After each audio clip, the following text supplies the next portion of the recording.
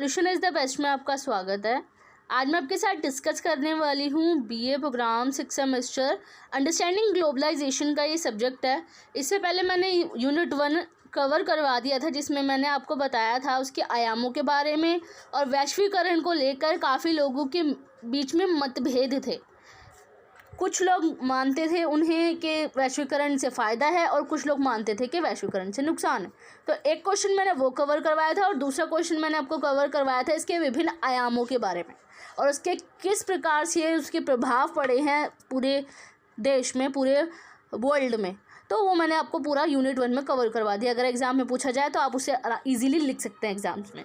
अब ये है यूनिट 2 का। यूनिट 2 में संयुक्त राष्ट्र संघ के बारे में बताना है और उसमें पूरी ही बुक के चैप्टर्स में संयुक्त राष्ट्र संघ से ही रिलेटेड टॉपिक है। उसमें ये बताया गया है उसके फर्स्ट पार्ट में कि संयुक्त राष्ट्र संघ के उद्देश्य और कार्य, जितने भी अंग थे उनके उद्देश्य और कार्यों के बारे में, और उसमें जो उनके सामने चुनौतियाँ आई थी संयुक्त राष्ट्र संघ के सामने।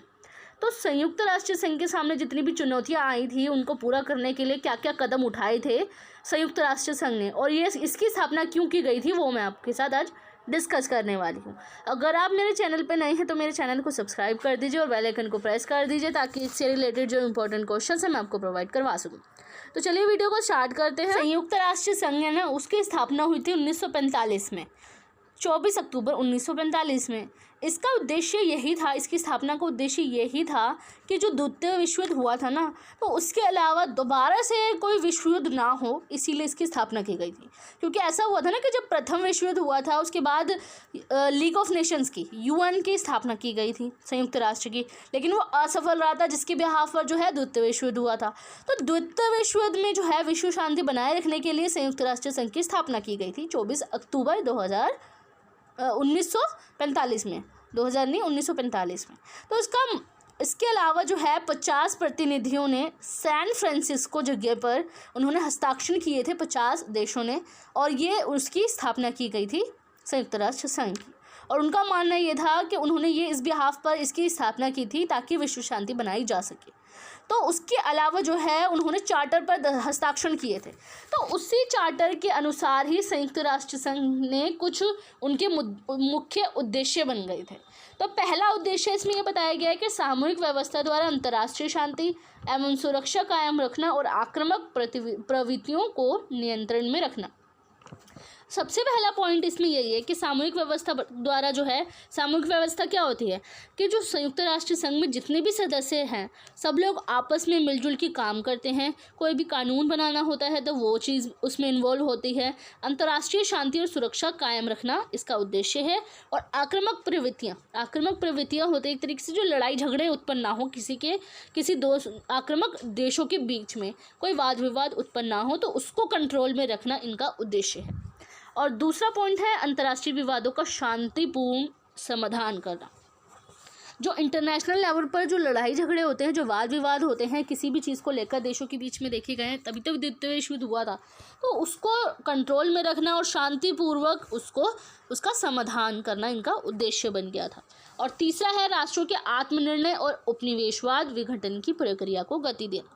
जो राष्ट्रों के आत्मनिर्णय है, क्योंकि जो संयुक्त राष्ट्र संघ के सदस्य हैं ना, वो सब लोग मिलजुल के ही आपस में निर्णय लेते हैं और 2/3 बहुमत से ही वो लोग आगे अपना फैसला सुनाते हैं।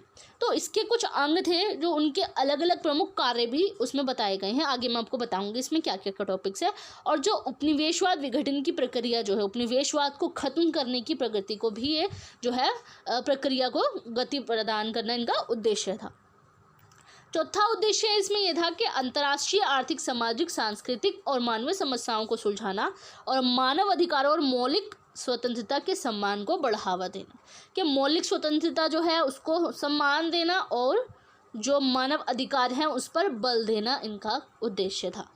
और अब जो है इसके जो निम्नलिखित सिद्धांत है उसके अनुसार ही संयुक्त राष्ट्र संघ जो है वो कार्य करता है।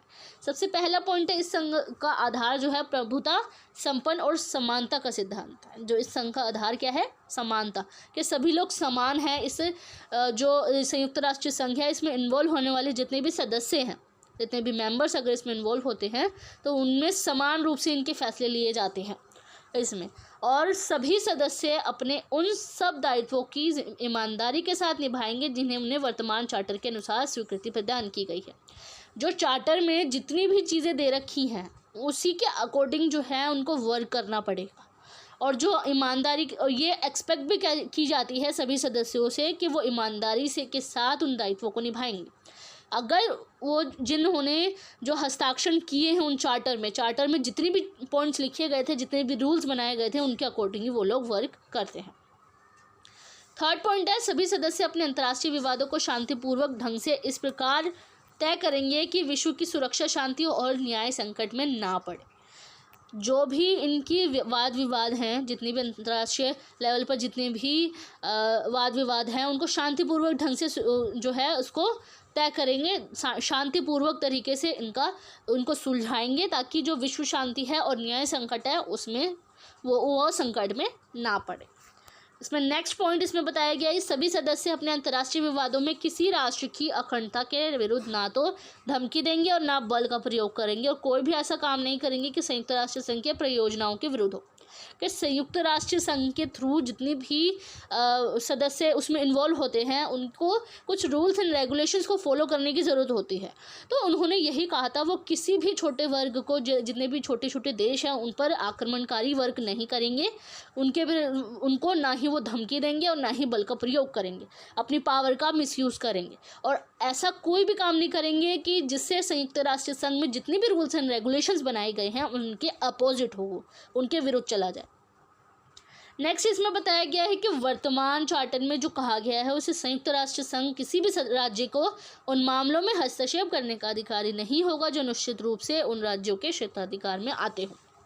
अब जो है वर्तमान चार्टर के अनुसार जितनी भी चीज़ें बताई गई हैं, जो भी चीज़ें सदस्यों को बताई गई थी, चीज़ें जो चार्टर में जितनी भी चीज़ें लिखी हुई थी, रूल्स एंड रेगुलेशंस जो बनाए गए थे इनके तहत, तो संयुक्त राष्ट्र संघ किसी भी राज्य के उन मामलों में हस्तक्षेप नहीं करेगा कि जो भी निश्चित रूप से उन राज्यों के क्षेत्राधिकार में आते हों।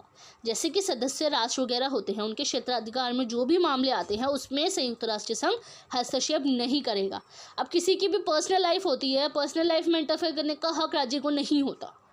तो इसीलिए जो संयुक्त राष्ट्र संघ है, इसमें उस चार्टर के अनुसार ये भी कहा गया है कि जो संयुक्त राष्ट्र संघ है किसी भी देश के अंदरूनी मामले में हस्तक्षेप नहीं करेगा। तो ये कार्य वगैरह भी बताए गए हैं और उनके तहत उद्देश्य भी बताए गए थे। अब हमें पढ़ना है इसके प्रमुख अंगों के बारे में, कि सबसे पहला अंग इसमें बताया गया है महासभा। महासभा जो है संयुक्त राष्ट्र संघ का महत्वपूर्ण अंग है। यह शांति, सुरक्षा तथा मानव अधिकारों से संबंधित मामले पर विचार विमर्श करता है। अब जो शांति, सुरक्षा और मानव अधिकारों से संबंधित जो भी मैटर्स होते हैं उन पर विचार विमर्श करता है, उस पर डिबेट करता है। और महासभा जो है यूएनओ का अद्वितीय अंग है, जिसमें उसके सभी सदस्य देशों को सदस्यता प्राप्त है। इसमें हर सदस्य राष्ट्र को केवल एक वोट देने का अधिकार है। इसमें जितने भी राष्ट्र इन्वॉल्व हैं, सभी सदस्य राष्ट्र इसमें इन्वॉल्व हैं संयुक्त राष्ट्र महासभा में। ये जो संयुक्त राष्ट्र संघ है उसके अंग हैं, ये अलग अलग टाइप्स के इसमें देश हैं, जो अलग अलग जितने भी इनके पार्ट्स हैं उसमें अलग अलग देश इसमें इन्वॉल्व हैं। लेकिन महासभा में जो है वो सभी सदस्य राष्ट्र इसमें इन्वॉल्व हुए हैं, और प्रत्येक राष्ट्र का वोट जो है वो एक ही माना जाता है। और महासभा जो है वो जो सभी महत्वपूर्ण प्रश्न, जैसे कि अंतर्राष्ट्रीय सुरक्षा और शांति, सुरक्षा परिषद के अस्थायी सदस्यों का चुनाव, नए राज्यों को संघ में शामिल करना या संघ के सदस्यों को संघ से बाहर करना आदि का निर्णय 2/3 बहुमत से करती है। अब क्या होता है कि जो महासभा होती है, महासभा का काम ये होता है कि क्योंकि हर एक देश का वोट एक होता है, तो 2/3 सभी सदस्य राष्ट्र का जितना भी वोट होता है, हाँ में ना में, तो वो फैसले लेने के लिए वो 2/3 बहुमत से सभी राष्ट्रों का फैसला लिया जाता है। सभी राष्ट्रों की जितनी भी 2/3 बहुमत होती है उसी के बिहाफ पर ये लोग फैसला करते हैं। 2/3 बहुमत जो है उसका फैसला किया जाता है। और जो भी अंतर्राष्ट्रीय सुरक्षा और शांति, अंतर्राष्ट्रीय सुरक्षा बनाए रखने के लिए इस मुद्दों पर भी विचार विमर्श करती है। सुरक्षा परिषद के अस्थायी सदस्य, सुरक्षा परिषद में 5 स्थायी सदस्य और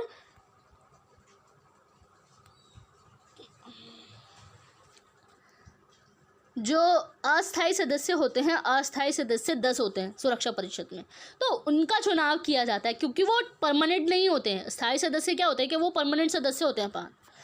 अस्थायी सदस्य जो होते हैं सुरक्षा परिषद में, वो 10 मेंबर्स उसमें इन्वॉल्व होते हैं और उसको टाइम टू टाइम हर लिमिट के अकॉर्डिंग ही उनको चेंज कर दिया जाता है।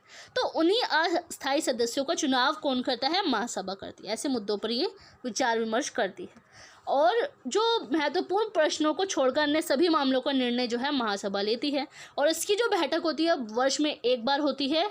आवश्यकता होने पर इसकी अन्य बैठक भी बुलाई जा सकती है अगर ज़्यादा ज़रूरत हो तो, इमरजेंसी में। और महासभा जो है मानवाधिकारों, शांति व सुरक्षा से संबंधित प्रश्नों पर विचार विमर्श भी कर सकती है। मानवाधिकार का मुद्दा हो गया, शांति व सुरक्षा से संबंधित जितने भी प्रश्न उठते हैं उन पर विचार विमर्श कर सकती है। लेकिन अगर सुरक्षा परिषद अगर इन मैटर्स में इन्वॉल्व होती है, अगर इस पर विचार करती है, तो महासभा इस पर विचार नहीं कर सकती।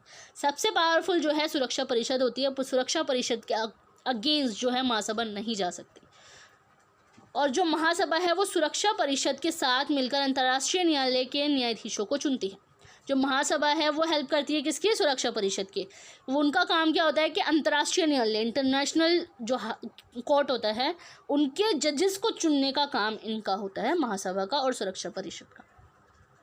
अब दूसरा पॉइंट इसमें है कि सुरक्षा परिषद यूएनओ का महत्वपूर्ण अंग है। इसके कुल 15 सदस्य होते हैं, जैसे मैंने बताया कि 5 होते हैं स्थायी सदस्य, चीन, रूस, फ्रांस, अमेरिका, ब्रिटेन।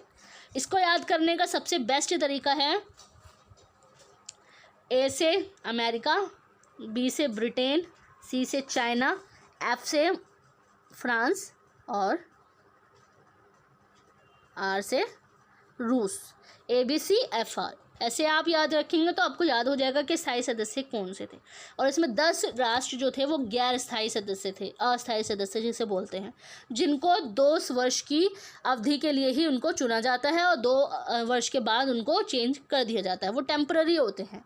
और सुरक्षा परिषद जो होते हैं विवादित राष्ट्रों को यह मौका देती है कि वह आपस में बातचीत कर उस मामले को सुलझा सके, कोई युद्ध वगैरह ना हो, आपसी जो मैटर्स वगैरह हैं, जितने भी विवाद उत्पन्न हुए हैं, उनको आपसी जो है विवाद को निपटा सके। और सुरक्षा परिषद आपराधिक राष्ट्र के विरुद्ध सैनिक कार्यवाही भी कर सकती है। आपराधिक राष्ट्र कौन से होते हैं? जो बहुत ज़्यादा पावरफुल होते हैं, वो दूसरे राष्ट्रों पर धमकी देते हैं, आक्रमण करते हैं, आक्रमणकारी उनके कार्य होते हैं, तो उन पर सैनिक कार्यवाही भी कर सकती है सुरक्षा परिषद। और सुरक्षा परिषद की किसी भी कार्यवाही हेतु 15 में से न्यूनतम 9, 5 स्थायी और 4 अस्थायी सदस्यों की मंजूरी होना बहुत ज़्यादा ज़रूरी होता है। तो सुरक्षा परिषद के सभी स्थायी सदस्यों को वीटो पावर प्राप्त होती है, जिसे हम निषेधाधिकार ताकत भी कहते हैं। किसी भी स्थायी सदस्य की वीटो ताकत सुरक्षा परिषद के निर्णय को कमज़ोर बना सकती है, क्योंकि स्थायी सदस्य का नकारात्मक मत होने के कारण सुरक्षा परिषद कोई भी कुशल कार्यवाही नहीं कर सकती। अब देखो, सुरक्षा परिषद जो होती है उसको फैसला लेने का अधिकार ना बहुत ज़्यादा कमज़ोर हो जाता है। क्यों? क्योंकि 5 जो स्थायी सदस्य मैंने बताए थे आपको, ABCFR, तो वो जो 5 स्थायी सदस्य हैं उनका सकारात्मक मत होना बहुत ज़्यादा ज़रूरी होता है। अगर इनमें से किसी एक ने भी इनकार कर दिया कि ये फैसला नहीं करना, तो वो जो है डिसीजन नहीं ले सकते हैं। तो जो मिनिमम है 9 सदस्यों की मंजूरी होना बहुत ज़्यादा ज़रूरी है किसी भी फैसले को आगे बढ़ाने के लिए, क्योंकि इन्हें मिली हुई है वीटो पावर, जिसके थ्रू इनको ये पावर मिली हुई है कि किसी भी जो भी फैसला लिया जाता है इंटरनेशनल लेवल पर, तो वो लोग इसको मना भी कर सकते हैं और इसको एक्सेप्ट भी कर सकते हैं। थर्ड पॉइंट है आर्थिक और सामाजिक परिषद। इस परिषद की बैठक होती है वर्ष में 2 बार होती है, न्यूयॉर्क और जेनेवा में होती है। और इस परिषद के कुल 54 सदस्य हैं। यह परिषद शैक्षणिक, स्वास्थ्य, चिकित्सा, सांस्कृतिक, आर्थिक और सामाजिक संबंधी प्रश्नों पर विचार विमर्श के लिए सम्मेलन आयोजित करती है। सामाजिक रूप से और आर्थिक रूप से जितनी भी चीज़ें होती हैं वो परिषद इस पर विचार विमर्श करती है। अब मेडिकल से रिलेटेड हो गया, सांस्कृतिक, आर्थिक, स्वास्थ्य, हेल्थ वगैरह से रिलेटेड हो गया, समाज से रिलेटेड हो गया, इन सब चीज़ों पर ये विशेष जो है प्रश्नों पर विचार विमर्श करती है। तो इसके लिए जो है जो आयोजित करती है कौन? सामाजिक और आर्थिक परिषद। इसके लिए सम्मेलन आयोजित किया जाता है और इस परिषद पर अधिक कार्यभार होने के कारण ये विभिन्न आयोग व समितियों जैसे कि जितने भी आयोग और समितियां हैं, जैसे कि जनसंख्या आयोग हो गया, मानवाधिकार आयोग हो गया, आर्थिक विकास आयोग हो गया, इन पर ही अपना कार्यभार अगर बढ़ जाता है तो इन पर ही थोप देती है, बांट देते हैं काम को, और अपना कार्य इन्हीं के थ्रू सही ढंग से कार्य की करवाया जाता है। और आर्थिक, सामाजिक, शिक्षा और स्वास्थ्य से संबंधित जितनी भी समस्याएं हैं उनका रिपोर्ट तैयार करने से संबंधित जो है सुझाव महासभा एवं अन्य संस्थाओं को भेजता है।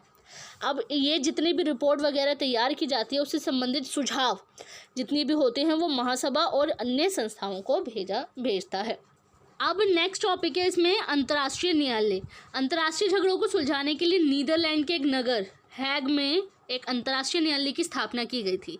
एक अंतर्राष्ट्रीय न्यायालय मतलब कि इंटरनेशनल कोर्ट जिसे बोलते हैं, जिसमें संयुक्त राष्ट्र संघ जो है उसके सदस्य लोग इसमें इन्वॉल्व होते हैं, और इसका जो फैसला होता है वो बिल्कुल अंतिम होता है। अगर इस न्यायालय में अगर कोई फैसला ले लिया जाता है तो सभी सदस्य लोग इसको मानते हैं। और इस न्यायालय में न्यायाधीशों की संख्या कितनी होती है? 15, जो सुरक्षा परिषद व महासभा द्वारा 9 वर्षों के लिए चुने जाते हैं। अब सुरक्षा परिषद और महासभा, जैसे मैंने बताया था कि इंटरनेशनल कोर्ट की जो जजेस हैं उनका जो है चुनाव कौन करता है? सुरक्षा परिषद और महासभा। तो 9 वर्षों के लिए ये चुने जाते हैं। और अंतर्राष्ट्रीय न्यायालय की न्यायाधिकार के क्षेत्राधिकार को 3 भागों में बांटा गया है: ऐच्छिक, सलाहकारी व अनिवार्य क्षेत्राधिकार। और इस न्यायालय का निर्णय अंतिम माना जाता था। इसकी स्थापना का उद्देश्य राष्ट्रों के मध्य वैधानिक विवादों को सुलझाना है। अब क्या है, ये जो न्यायालय है इसका निर्णय जो होता था वो अंतिम माना जाता था, और इसकी स्थापना इसलिए की गई थी कि राष्ट्रों के मध्य जितने भी वैधानिक विवाद हैं, वैधानिक विवाद मतलब कॉन्स्टिट्यूशनल कंट्रोवर्सी जिसे बोलते हैं, उसको सुलझाना इनका मुख्य उद्देश्य भी होता है। अब 5th है न्याय परिषद या ट्रस्टीशिप काउंसिल। इस परिषद का मुख्य कार्य होता है कि द्वितीय विश्व युद्ध के बाद जो प्रदेश उनके हवाले किए गए हैं उनका आर्थिक और सामाजिक विकास हो रहा है या नहीं, ये चेक करना। मतलब कि इस परिषद का मुख्य कार्य यही होता है कि जितने भी सुरक्षा परिषद में जितने भी सदस्य इन्वॉल्व हुए हैं उनके जितने भी विश्व युद्ध के बाद जितने भी प्रदेश जो हैं उनके हवाले कर दिए गए हैं सुरक्षा परिषद के, तो इन सब चीज़ों को उनकी आर्थिक और सामाजिक विकास उनका हो रहा है सही प्रकार से या नहीं हो रहा वो चेक करना। और न्याय का मुख्य उद्देश्य क्या होता है कि अंतर्राष्ट्रीय शांति स्थापित कर ऐसे क्षेत्रों की जनता के हितों के बिना किसी भेदभाव की रक्षा करना था। मतलब कि इसका मुख्य उद्देश्य यही है कि अंतर्राष्ट्रीय शांति जो है उसको स्थापित कर ऐसे क्षेत्रों की जनता के हितों के बिना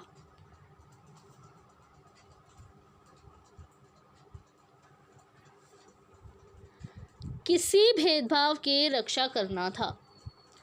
अब ये होता है कि बिना किसी भेदभाव के जितने भी वहाँ पे रहने वाली जनता है उनके हितों की रक्षा करना इनका मुख्य उद्देश्य था। और न्याय परिषद जो है वो 11 राष्ट्र सौंपे गए थे न्याय परिषद को, जैसे टांगानिका, फ्रांस और ब्रिटेन आदि, जो या तो स्वतंत्र हैं या किसी प्रभुसत्ता संपन्न राज्य का अंग है।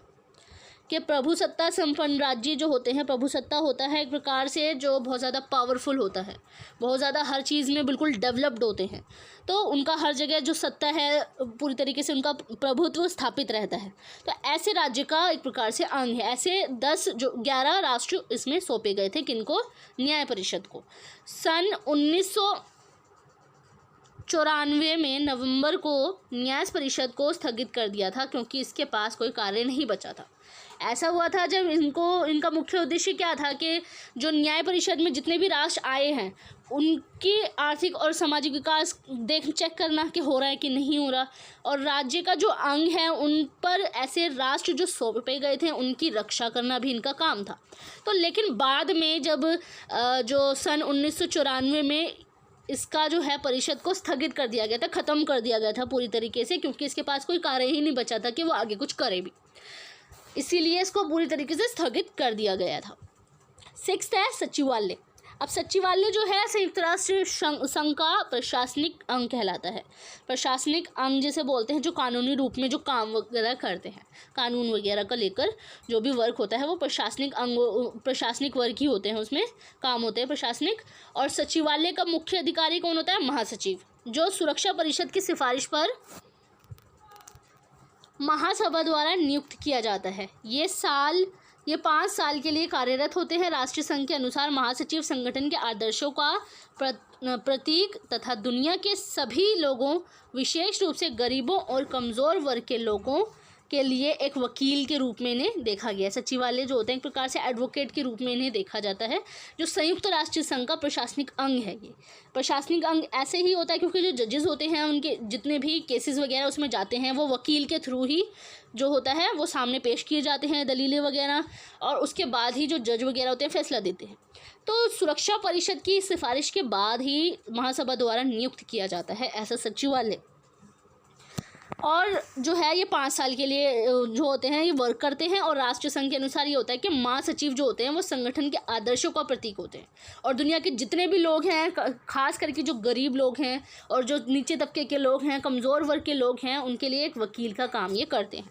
और सचिवालय में महासचिव के अतिरिक्त एक बड़ा कर्मचारी वर्ग भी होता है। महासचिव के अलावा, मतलब कि एक वकील के अलावा भी बहुत सारे उसमें कर्मचारी वर्ग होते हैं। सुरक्षा परिषद, महासचिव सुरक्षा परिषद, आर्थिक और सामाजिक परिषद, महासभा तथा न्याय परिषद के सभी सम्मेलन में भाग ले सकते हैं।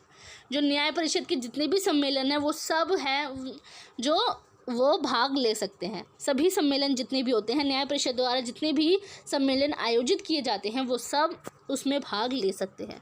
और सुरक्षा परिषद के किसी भी स्थायी देशों का कोई व्यक्ति महासचिव नहीं चुना जा सकता। मतलब कि सुरक्षा परिषद के जितने भी 5 स्थायी सदस्य मैंने बताए थे, ABCF और R, ये 5 स्थायी सदस्य थे सुरक्षा परिषद के।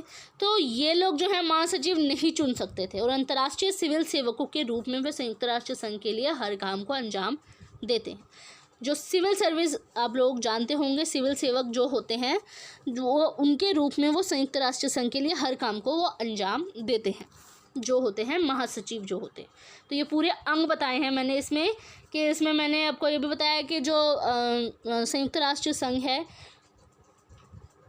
उसके अंग बताया, उसके मुख्य कार्य बताया, उसके मुख्य उद्देश्य बताया, और उसके अंगों के मुख्य कार्य क्या हैं वो सब मैंने एक ही टॉपिक में कवर करवा दिया। एक पर्टिकुलर टॉपिक इसका नहीं बताया मैंने कि हर एक अंग का क्या क्या कार्य है, वो मैंने एक ही पैराग्राफ में आपको कवर कर दिया है। अब इसमें एक नेक्स्ट क्वेश्चन आएगा, मैं आपको नेक्स्ट वीडियो में कवर करूँगी। And thanks for watching my video.